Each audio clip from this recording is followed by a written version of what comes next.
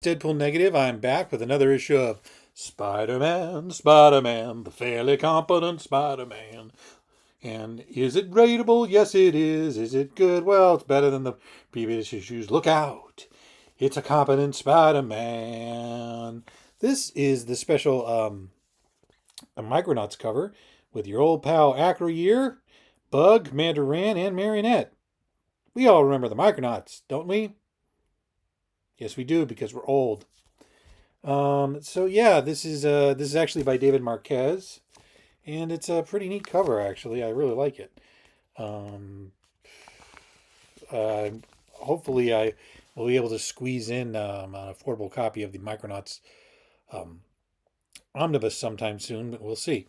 Anyway, that has nothing to do with the actual interiors of the book. This is following up on the previous issue, where excuse me, the Queen Goblin showed up, even though she died during the Gold Goblin miniseries, which I actually kind of sort of enjoyed.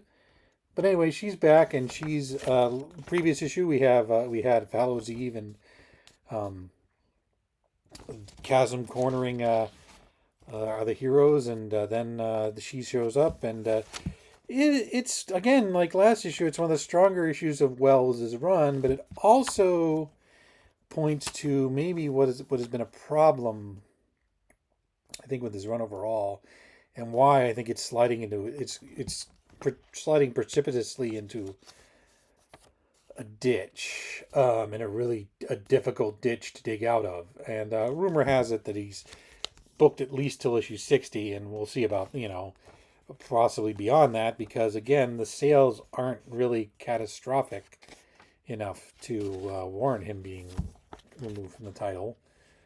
Um, So first of all, I want to talk: is the artwork still good?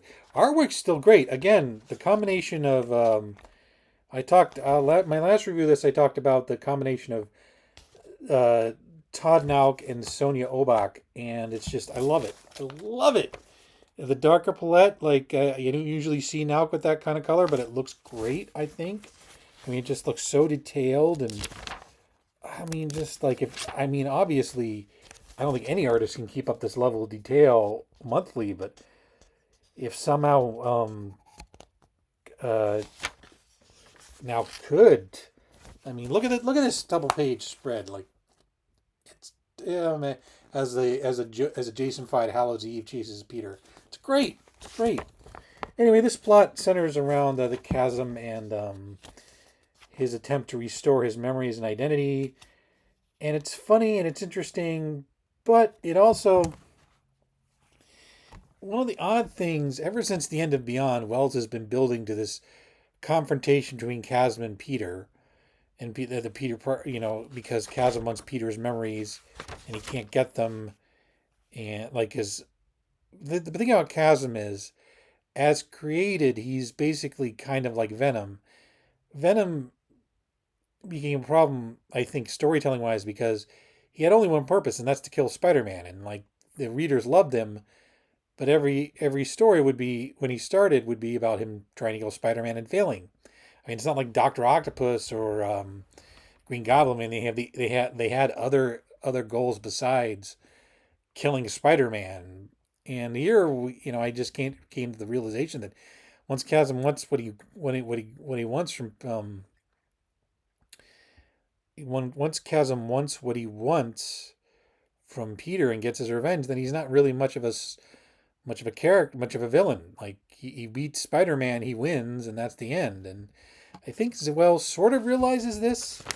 I mean, one the good thing about this issue is like Peter actually solves the problem, beats the bad guy, and Betty Leeds has some nice character moments too.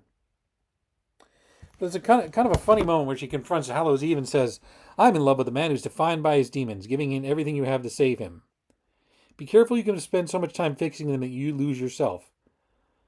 I say that because my Ned, well, it takes one to know one, is all I'll say." Okay.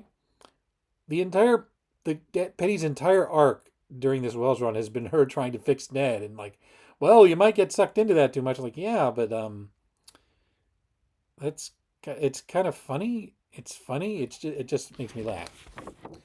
Um, but again, there's some actually like good stuff. The jokes actually land in this issue. I thought just I think Nauck is more simpatico with Wells' ideas, and but at the end, it's kind of like and all this build up and basically Hallows Eve and Chasm seemingly take themselves off the board. They decide to go. Now I think Chasm is supposed to come up on whatever Scarlet Spider Kane, not Scarlet Spider, Spider Kane project that's coming up, and I really don't understand who that's for. But Nick Lowe. Um, but there is this. It gives me this weird sense. This issue, like, this is essentially resolved with no bloodshed, no like all the essentially 48 issues of hype, and it looks like the storyline is done with a whimper. And Ben and Hallows Eve at the end of this issue are happy. They don't need to be angry at Spider-Man anymore, and it feels very much. And when I say this, I do not mean say it lightly. It feels like the kind of thing that Howard Mackie would do. He would build and build and build a storyline, and it would just fizzle out. Like Senator War, the fifth Green Goblin, just because he had to go on to the next thing, and of course there's a lot of like. But the problem with the Mackies became always toward the next thing and the next thing and the next thing. Part of that, as I understand it, was editorial interference at the time. Particularly, that was just the way the Bob Harris did things. But it just felt like the more and more you read it, the less and less it felt like it was anything interesting or readable or fun. It just felt like marking time in every single issue, and it was just exhausting. And I really despise that run. Really, you know people say this is the worst Spider-Man run. You've got to really sit down and read Howard Mackie stuff if you can. But again, this is a good issue, sort of, kind of, but it just points up to like the mistakes he keeps making and the problems that Wells and I'm sure editorialists. Although I think the editorial is just like, yeah, do what you want. Is it in on time? I think that's just how Marvel works. Who knows? Anyway, again, like I'm looking at this, I really enjoy just the artwork. I mean, I almost say buy it for the artwork, because it's just part of this. I don't know why I keep reading this. I just keep expecting something to happen that's not going to happen. But anyway, I hope you found this discussion interesting. And once again, like and subscribe, hit the bell for notifications. Thanks.